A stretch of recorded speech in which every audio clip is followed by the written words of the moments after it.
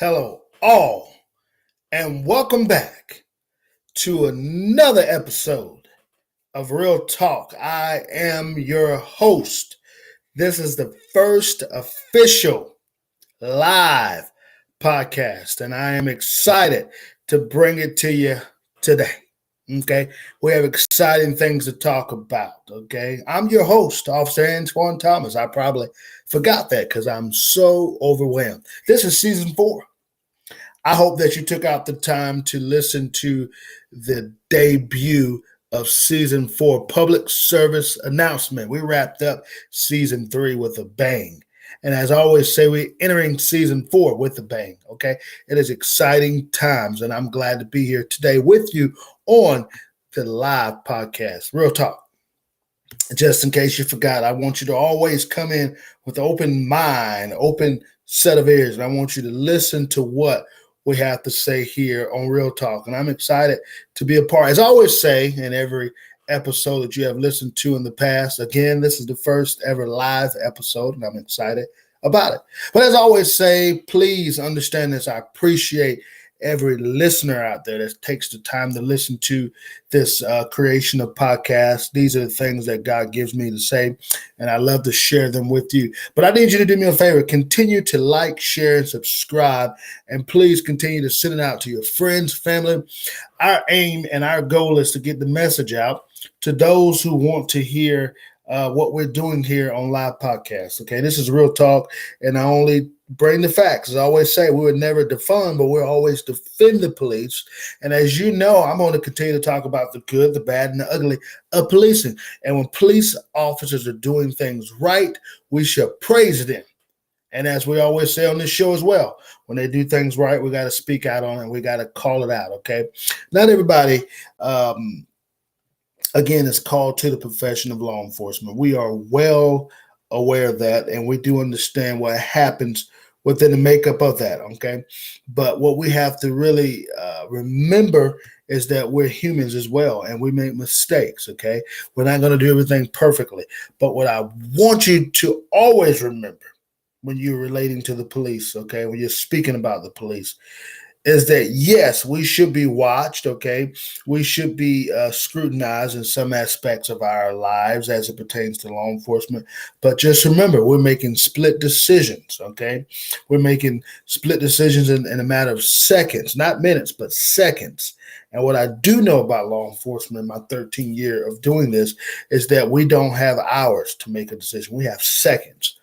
So until you have put yourself in our shoes, our boots, whatever you wear to work, okay? If you have not actually put the uniform on, and if you haven't had the opportunity to wear the gun, okay, I'm left-handed, so I'm pointing down here, okay, and put all that wonderful gear on that makes up a police officer, you shouldn't say a whole lot. Because I can guarantee you, this job that we do, of course, we know that it's thankless, okay, but one thing I do know, that it is not for the faint at heart. All right, let's dive in. I've said enough. This is Real Talk. I'm your host, Officer Antoine Thomas, just in case you forgot it. Okay, if you have not had the opportunity, I want you to remember to go back and listen to a live candidate interview that I did with a candidate for the Wake County Sheriff's Office who's bidding to have his seat back. He is a 16-year veteran sheriff of the Wake County Sheriff's Office. Who is that? That is Donnie Harrison. We sat down, we combined Table Talk, which is the Donnie Harrison campaign podcast, combined it with the Real Talk, and I had an opportunity to sit down in our headquarters, our campaign headquarters, located in Garner, North Carolina, sit down to discuss some key issues as it pertains to the race, okay, as it pertains to the November 8th, 2022 race. Our opponent is Willie Rowe, okay, but the victor will be Donnie Harrison. So if you haven't had the opportunity to do that, please go back and listen. Enough of that. This is season 4, episode 1. Today's show, you may see my shirt. You may say, what in the world? He's wearing New York Police Department shirt, NYPD. Why are you doing that? Has to be a reason. Look at my hat, basta. You're saying, now, what does that mean? Translation from Spanish to English, it means enough. Okay? Enough is enough. And all my Californian friends out there, Republican friends, you know exactly why I'm wearing this hat because guess what?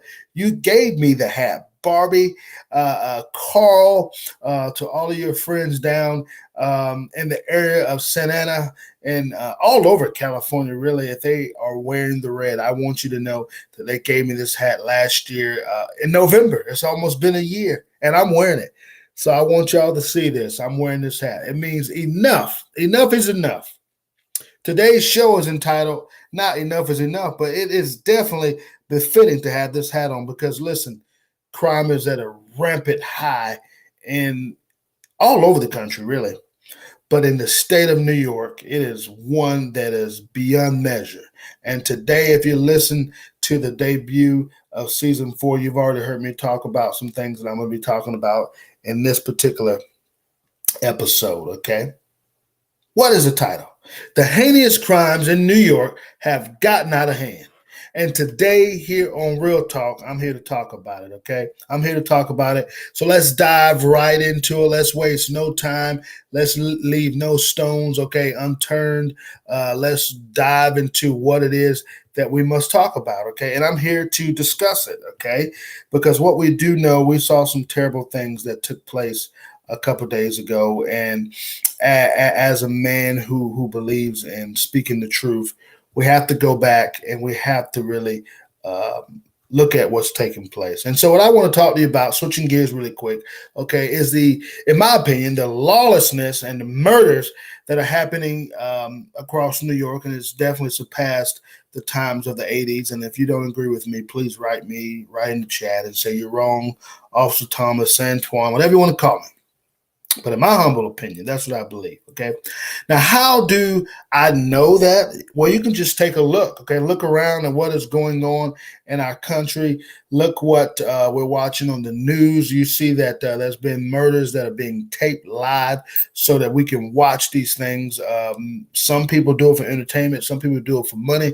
But what I like to say and watching these things unfold is that it is something that is out of hand, and it is definitely a lesson that we have to take in account. What is that lesson?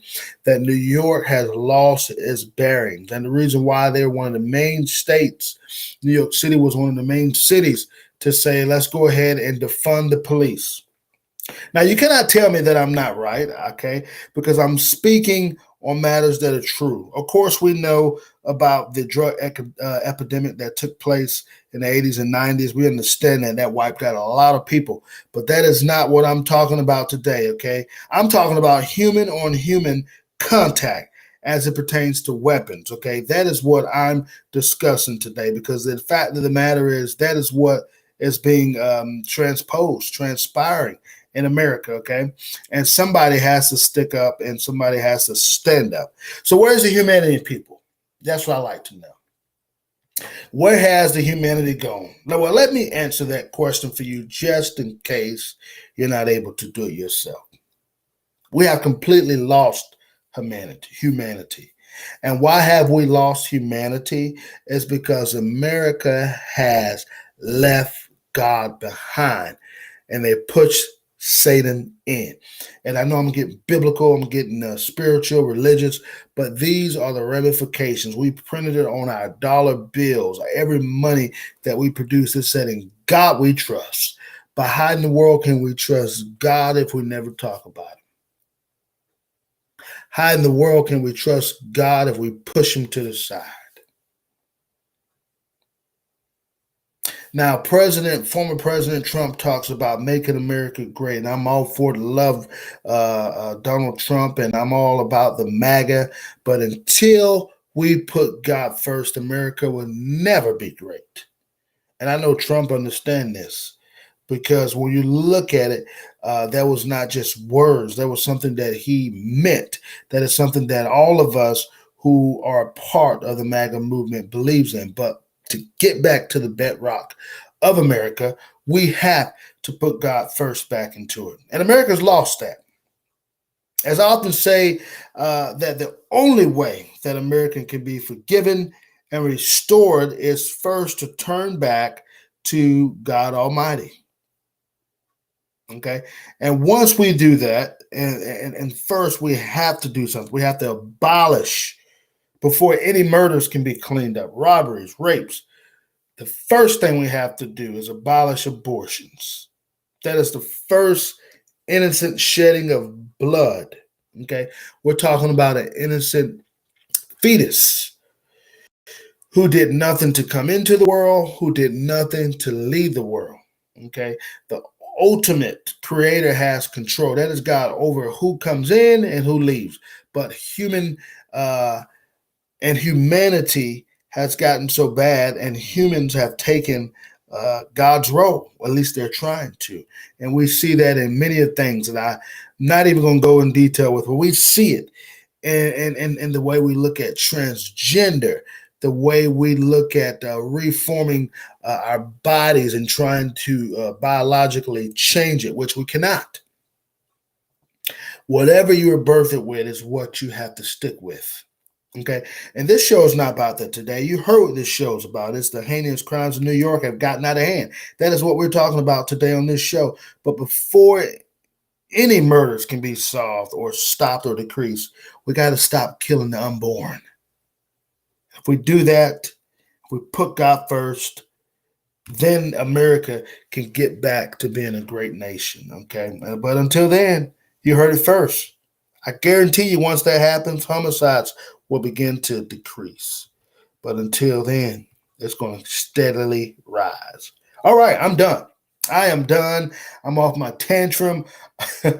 I thought I was not going to go there today, and apparently I did.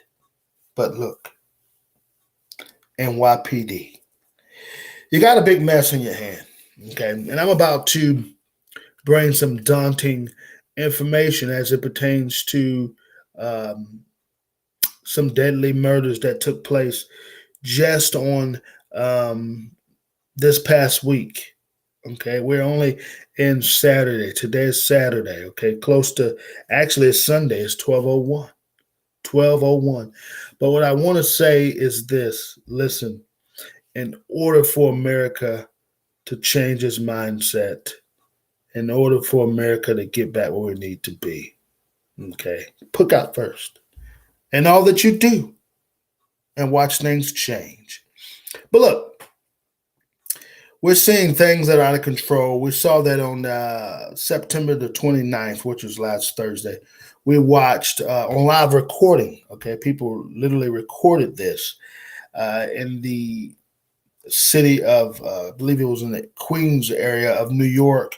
We watched Lieutenant Allison Russo, I apologize, Russo, who was a 61-year-old female close to retiring, spent time in 9/11, was there the entire time, saved lives. She was known as the one of the heroic women of that time back on September the 11th, 2001. She was there during the World Trade Center collapse, and she was getting ready to retire before her life was taken. And if you have not seen that, you need to maybe not necessarily look at the brutal death, but read up on this. This was done by a madman. He was taken, ultimately apprehended, taken into custody. But we watched on live video that this gentleman out of nowhere stabbed Lieutenant Russo to death. We saw her being pushed down, stabbed and stabbed. We even saw a guy on a moped ride by. Okay, he stopped. Well, it could have been a female. I won't say a guy. He or she rode by, stopped and took a look and realized, you know what? I need to get out of here. This is a dangerous situation. In no way was that person going to lend a helping hand. As we do know, never bring a knife to a gunfight, right? And so he didn't have a gun, obviously. Why is that? Because New York is filled with different laws that do not protect a citizen, and one of those laws is not being able to own or possess a weapon in New York, which is why another reason why we see crime is at a high. It's at a high. Now, I like to predict that if someone in that group or within that area when that stabbing was taking place would have had a weapon, i.e., gun, could have probably saved Lieutenant Russo's life. If not saved her life, would have taken him out, which is what he deserves. He deserves a killing. But now he has survived. Of course, the police was able to apprehend him. And people always ask this question: why don't y'all ever kill the bad man, the suspect, the what's another word we always perpetrator? Well, we can only apply force when force is necessary, and obviously, this gentleman turned himself in, or he was apprehended without delay, without any issues that didn't warrant him to be killed. Okay. Now, if police would have ran up on this incident as it was happening and commands were uttered and yelled to the suspect to stop, put the knife down, he didn't, and he came charging. Of course, the story would have ended differently. But that is what took place. So we have to go by what happened. Of course, you wasn't there, I wasn't there. But what we can say about this is that it was a heinous crime, okay? It was a heinous crime that should have never happened. As far as I know, the relationship with Lieutenant Russo and the murderer were two of strangers that did not know each other. I don't know if it was wrong place at the wrong time, maybe it's mistaken identity. From what I do know and read, that this murderer was off his rockers. He was mental. He was mentally ill. Stabbed her to death. A brutal stabbing. Okay. Now we know what happens when he goes to court. His attorney probably will coerce him, or maybe help into pleading in his mindset. It was in his own body, but was not in the right frame of mind. I don't know. But what we do know, that's usually what takes place. And some people say, well, now we got to feed this man. We got to clothe him. We got to do all these things when the police could have just taken him out. Again, we have to understand, unfortunately, within law enforcement, if we're doing it right, we're not at liberty to just kill someone because they killed someone. I know an eye for an eye, but that is not how law enforcement in reality works. Okay, so understand that. And what we found out that New York is still trying their hardest to keep guns out of their cities.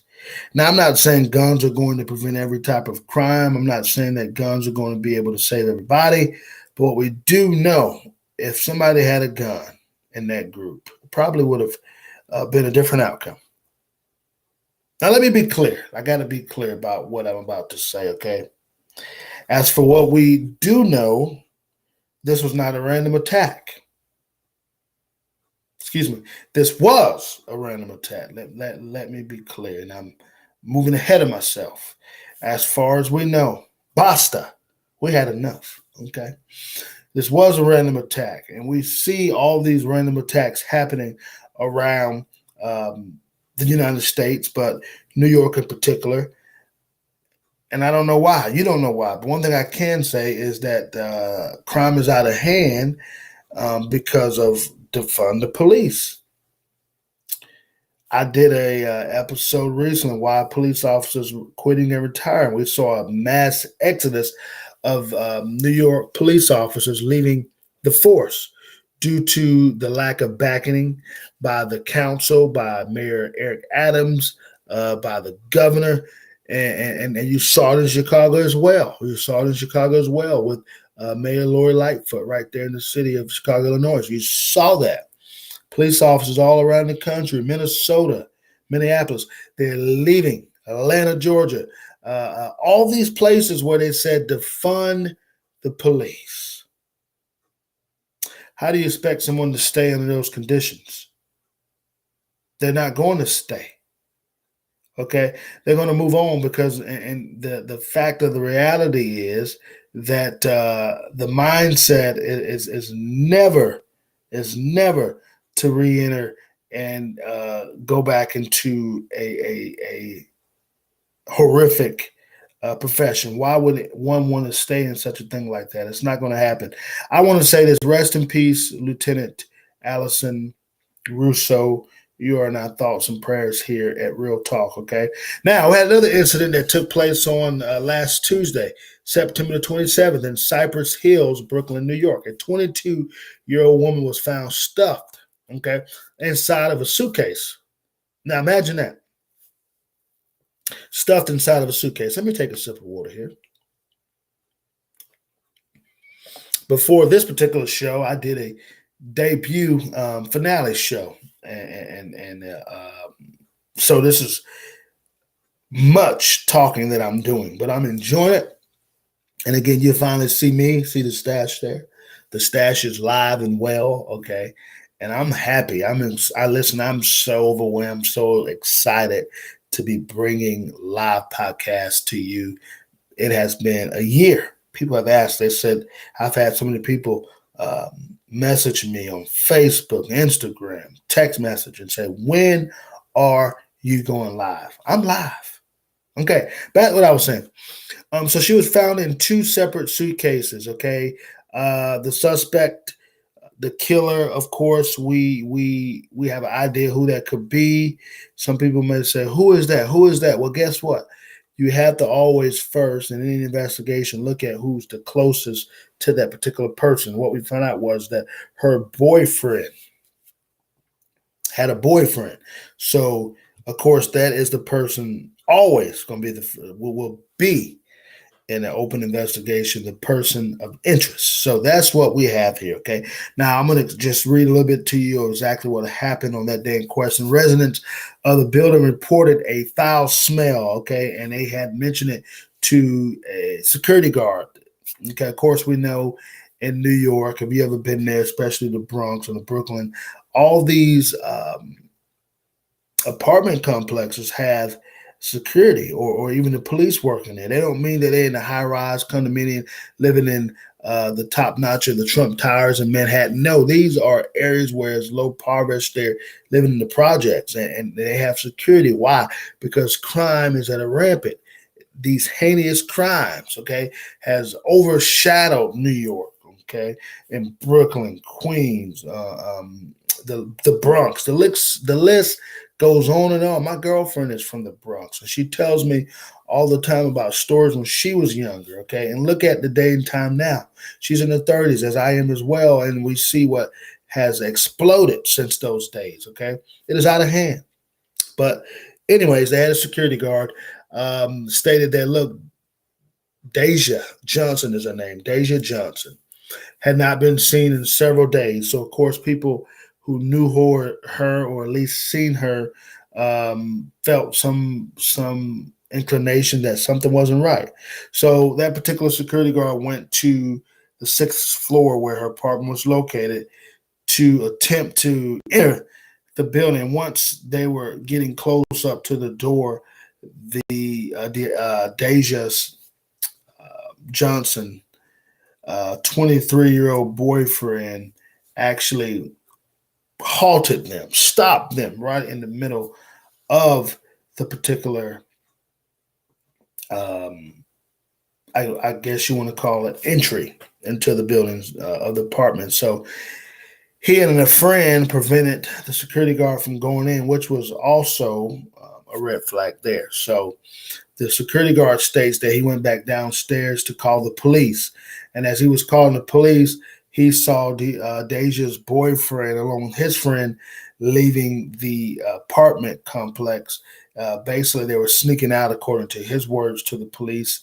And what he noticed and from what he had saw was a bag of evidence from what he thought of it as to be. This is what he told the police now.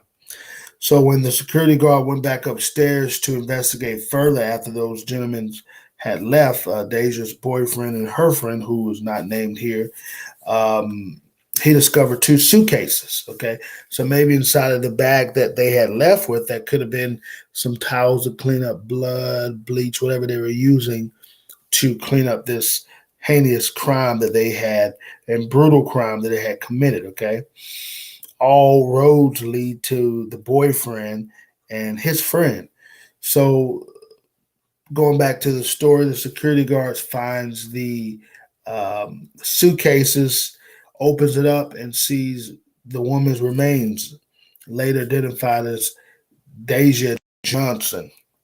It was a bloody, gruesome scene from what the story I read from New York Times, okay, and also the story that I read from WBAC Channel 7, a local news station out there in Queens, okay. They also found something that was interesting and very tragic, something that is very troubling. They found a meat cleaver on the scene. So you see that the body parts were cut up. So I don't know if this gentleman had worked in them. And I'm not being funny here at all.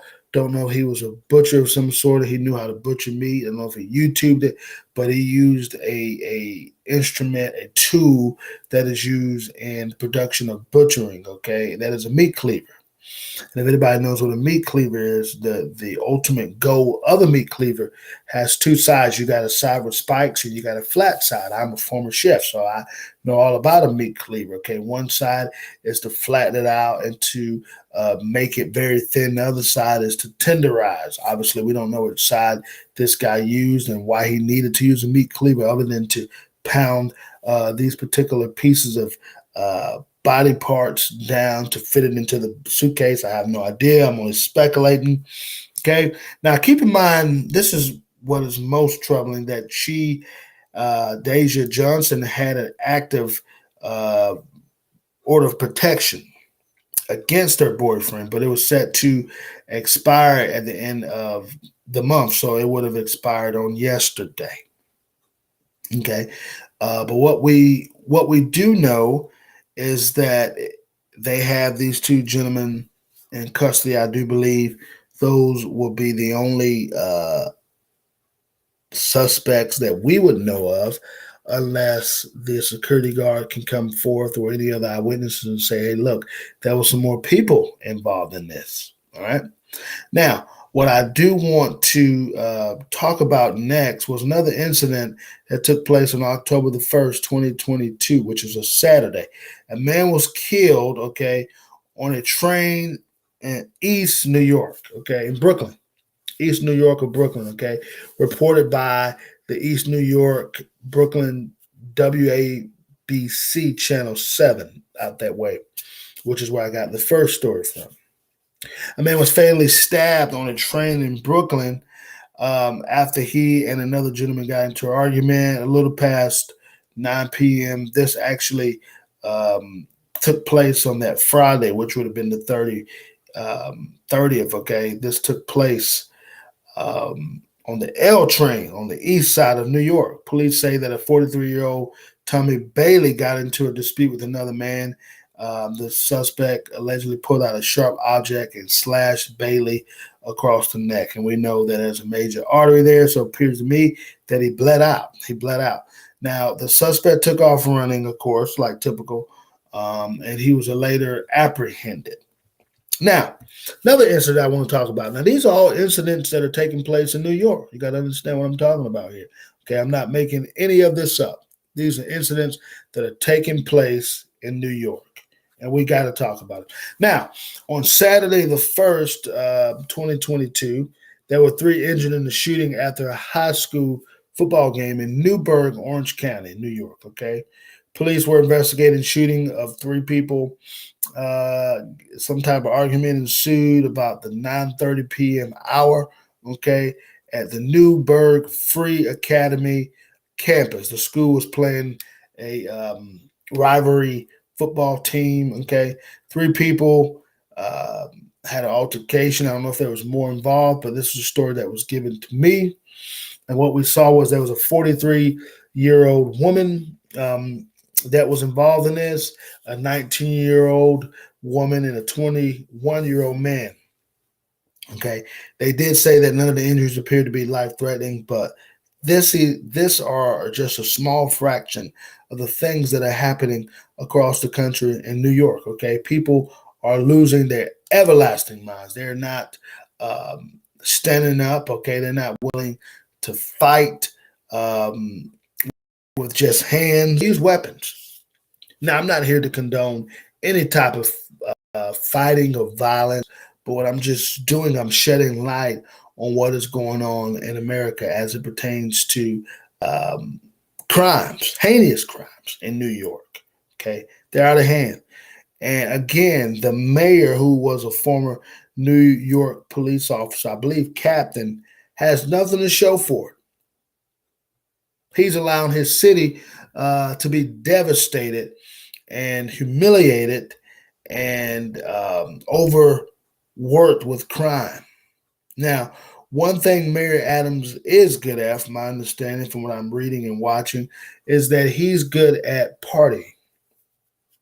Man is about 60, 61 years old, and he's still living a single man's life. And see, what I do know, when you get to a certain age, when you get into a certain level of professionalism, of course, all professionalism should be sharp and shrink down, and you should be able to live a life that is beyond reproach. I get that. Again, I know we're human, but come on, man. At 61, the mayor of one of the largest cities in America, you should not be out partying your life away. That is so, and there is so much to do in the state of New York, right there in the city of New York. You don't have time to party. In my opinion, you should have time to party.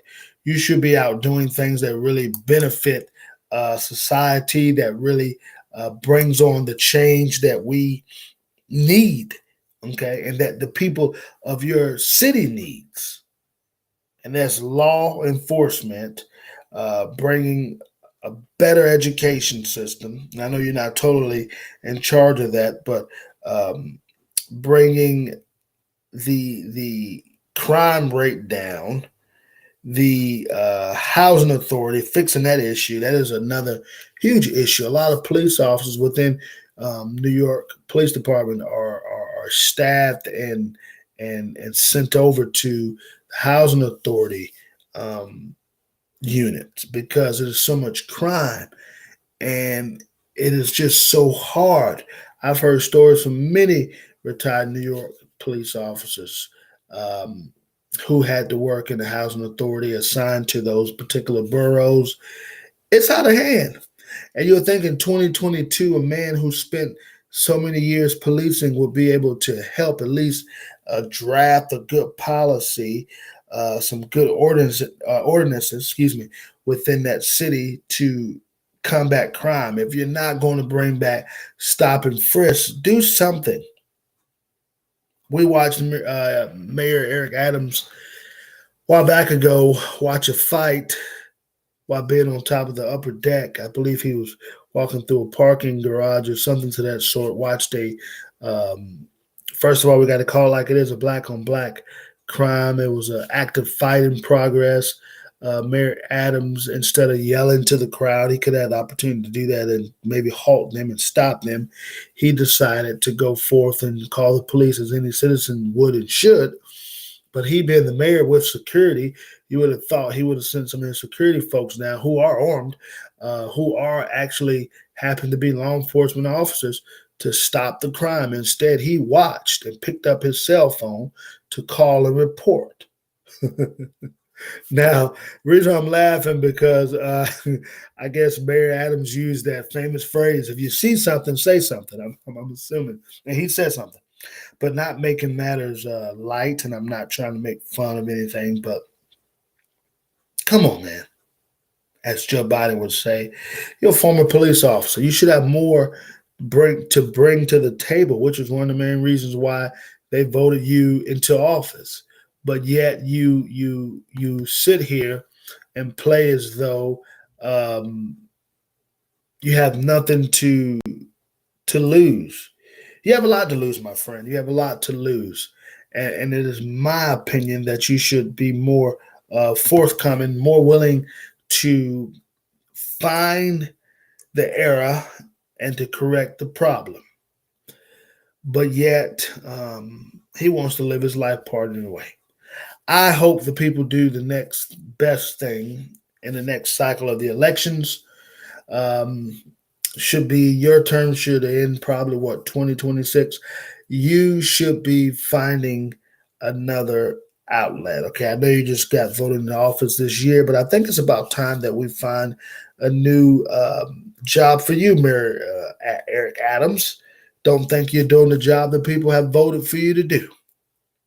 So, people of New York, you know what to do. Hang tight, grip, and grab a hold to your seat because it's time to get Mayor Eric Adams out of office. And I said this, I said he's not going to bring a whole lot to the table. I've seen many cops retire, go into politics, and forget all about the style of policing. They lose their wherewith. They lose their mindset of being a police. Once a police, always a police. But all that somehow is shifted away. Okay, I don't know how one could serve that long and lose it all as it pertains to what it takes to make streets safer, cities safer. Actually, wait. Actually, I do know. Eric Adams has always been the politician. If you go back, you'll see that he was allegedly police lobbying, doing things to benefit police officers, getting higher pay raises, basically being their union rep. But at the end of the day, are you really the man's man? Are you really the police officer, my brother's keeper? Are you really all of that we talk about in police, the thin blue line? Are you really that guy? Because if you did, you would have stood up once you got in office and said, I understand everybody wants to defund the police, but I just left the policing force and I know what it takes to be a police. We're never going to defund the police, but we will call out the good and the bad in policing. Why did you just listen to my show? Okay. And take some of that and you would have made a great mayor. But instead you failed us. I know I'm on a tantrum, but I got to talk about it. Now, look, we got to stop here because there's some things we must discuss. Now, I am done. I wanted to really get in there and talk about those different things that took place, one being Lieutenant Russo. But now I want to shift gears and I want to talk about the latest statistics and the stats as it pertains to crime. Now, this is from the August 5th report of this year, strictly pulled from the New York Police Department's and statistics database. So none of this that I'm reading to you is false. It is all factual. Okay. Now, for the month of July 2022, that's what we'll be looking at. Again, this was published on August, but these are the stats all the way back from July 2022. Now, the number overall shooting incidents increased in New York. Are we surprised? No, we're not surprised, but they did increase in New York as it pertains to July of 2022 compared to July 2021. So shootings went up in New York. Are you following me, everybody? If you are, say, I'm following you. I know you can't say that, but give me a hands up, thumbs up, something. Of course, continuing the need to eradicate gun violence and end, this is what they're saying, the perception among criminals that there are no consequences for violence, blah, blah, and blah, blah. Now, citywide shootings increased by 13.4%, okay, which showed a margin of at that time, July of last year, 2021, there were 157 shootings. Now, in this year that obviously passed, July 2022, shootings rose up to 178. Now, the driven uptick in Brooklyn and Southern Queens and Staten Island were the areas that really focused on the increase of gun violence, shootings. Now, in addition to that, the murders citywide increased. Are we surprised at that? We're not surprised. Now, we saw increase for that month, 34.3% of a increase in shootings took place. 2021, we saw that there was 47 shootings that ended in death to a increase that went up. Now, compared to the period last year, they state that it may have had a decretion or decrease. But what we do want to make sure that if we look at the whole conglomerate thing of the shootings and how they were portrayed or calculated. We know that there's a gap in between. Okay. Now, in continuing the effort to stop New York crime and people being victimized, the New York police stated that they seized 4,300 firearms from the year of last year to the date of July of 2022. Now, at the same time, the citywide overall gun arrests through July are at a 27-year high. Are we surprised? Now, they rose from 2,752, which is a 2.4 increase compared to what they had last year, 2,687 gun arrests. Again, if you bring stop and frisk back, you'll see a huge decrease in gun violence and weapons being seized. Of course, you'll see an increase of weapons being seized if we want to do stop and frisk. Let me make that clear to you. But we will see hopefully a decrease in gun violence, okay? And that is the whole goal. And not just that, maybe people are carrying knives, whatever else they're carrying, illegal objects and tools that could be used as burglar tools, could be used as impact weapons, whatever it may be. Stop and frisk will help again, because we saw it decrease your numbers in violence. All right. Now, of course, through the first 7 months of 2021, there was that again increase. Now, additionally, what NYPD did as officers in July of 2022, they were able to make 4,017 arrests, okay, for complaints of major felony crimes. Complaints, never said they were committed, but they were complaints of major felony crimes. And of course, people witnessed this. They saw it. Maybe it was doing investigations, undercover work, but this is what took place. Now, there was an 18.2 increase over the 3,398 arrests for major felonies in the same month of last year. So we saw an increase of the same month of last year since 2021, when in 2022 there has been an increase. Now, arrests for major felonies are up nearly 29%. So they have increased the number of felony arrests, okay, so far in the calendar of 2022 compared to the 7 months that first began 2021. So they have seen an increase of felony arrest as it pertains to major crimes. Now, overall index crime in New York City increased in July 2022 by 30.5 increase compared to July 21st. So let's look at the numbers there. There was 11,619 versus of July 2021 now versus July 2022. There was 8,906. Okay. 6 of the 7 major index crime categories, they saw an increase. Okay. So when you look at the overall numbers of the major crimes, when you look at the overall now, we had 11,619 in 2021. Okay. Now, remember, of this year compared to overall, there was 8,906. So we see that there was a decrease in the overall major crimes. Now, what we did see is a 40.6 increase in grand larceny. Okay. There was a 37.2 increase in robberies. There was a 25.6 increase in burglary, okay, compared to last year.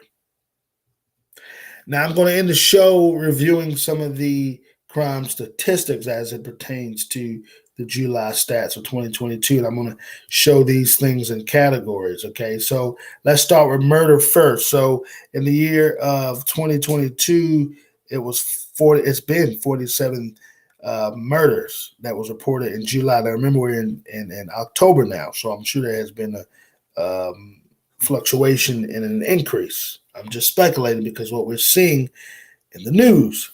Now, last year during this time was 35 reported murders, okay? Now, what I want to do, I want to move this around because I don't want to confuse anybody. So instead of going from 2022 to 2021. I'm going to go 2021 to 2022. So in 2021, rapes, we saw 149. It was a slight decrease, 4.7. There were 142 rapes that was reported as of July 2022. Again, keep in mind, we're now in October. Now, in 2021, as it pertains to robbery, there was 1,261. Robbery has increased to 1,730. This again was July 2022, an increase of 37.2. It was an increase.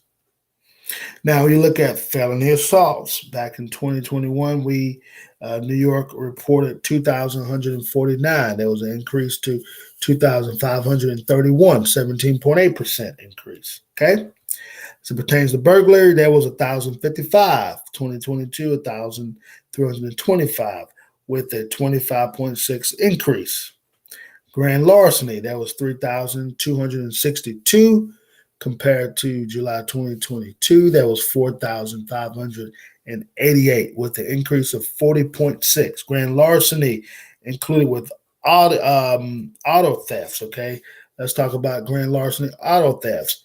Back in July 2021, they reported 995. 2022 of July, there was 1,256 with a 26.2 increase. Now, look at those total numbers there. You have 11,016 reported as of July 2022. Again, these numbers, I'm sure, has skyrocketed because crime has gotten much worse since July 2022. Now, in 2021, there was a report of 8,906. So the overall increase, and it has been an increase, again, this is July stats of 2022, 30.5%. So there's a 30.5% increase in the level of crimes. Now, some of the additional crimes we got to talk about: transits that was reported in the area, those people that are passing through, people that are not really stable, or not really have a place to go, they're just maybe to and fro. 123. There was an increase of 193 to a 56.9%. Now we look at the housing. You have 476 that was reported. Now 538 as of July 2022. Of course, we're in October. That was a 13% increase. Shootings overall, 157 to 178 in July 2022, with an increase of 13.4. This should really shock you, okay? It is definitely one that is out of hand. Out of hand. Now, there's more to the story, but over a 15-year span, we have had some major issues that have taken place, okay, over time. And we see that if we go back from, I got the stats from 2020 as well, all the way to 2019. Now, looking at 2019, there was a major shift, okay, and we're only looking at 2022 now. So imagine what 2023 and beyond is going to look like if we continue the cycle of not supporting the police, defunding the police, forgetting about the police. These numbers are going to be outrageous, okay? And we know that there's some hate crimes going on. I won't even go there with it. We saw the Black on Asian crimes in New York. We saw how heavy that was. And we see that random people are being assaulted in New York. And I'm not just speaking of New York, all across the country, but New York has a special emphasis there because we see a lot of the crimes that we're watching out of New York is coming from Black people who are committing crimes on Asians. We don't know what that was about. We saw that. That was a big deal, okay? And at times, especially last year, young Black males, I couldn't explain it. Nobody could explain why young Black males were assaulting older Asians, male and female.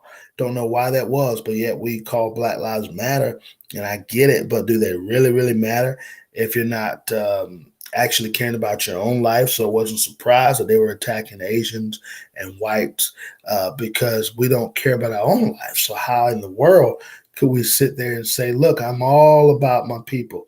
No, not really. knowing all about your people, because if you were, you will help us decrease these numbers in crime as it pertains to gang shootings, okay? Drive-bys, random shootings. You cannot help yourself if you're not willing to first acknowledge that there's a problem. And there is a problem, and we have to address it. I hope that this show was very much informative to you. Again, this is the first live show on Real Talk, and I'm excited. Please share this with everybody you know, because I know it was befitting. I am just so tired of hearing about it in the news, so I had to talk about it. There's no other way to look at it, because at the end of the day, when you spread everything out and you put it together, there's an issue that is oppressing our people. There's an issue that is taking over our people. And until we get back to the fundamentals of it, until we get back to the reality of it, we're going to continue to suffer. Okay. And unless we have the wherewith, we have the mindset to say, listen, I had enough, we're going to continue to be the political pawns. And we're not trying to be the political pawns. We're trying to be who God made us. But I wanted to bring this episode to you. It was befitting to talk about it. You read the numbers, do it for yourself. You saw the statistics, you heard the statistics as it pertains of what the crimes are that are being reported by New York Police Department as it pertains to their major crimes. It's out of hand. How can we save America? Voting the right people into office. And that's all I always say. You have been listening to Real Talk Podcast. I'm your host, Officer Antoine Thomas. And that's me. But before we leave, if you heard me on previous episodes say, now you get to watch my mannerisms, my hands, how I do things. I want to say, God, please bless our armed forces. Okay? Continue to look over those wonderful people, men and women that make up their armed forces. God, continue to bless our country as a whole.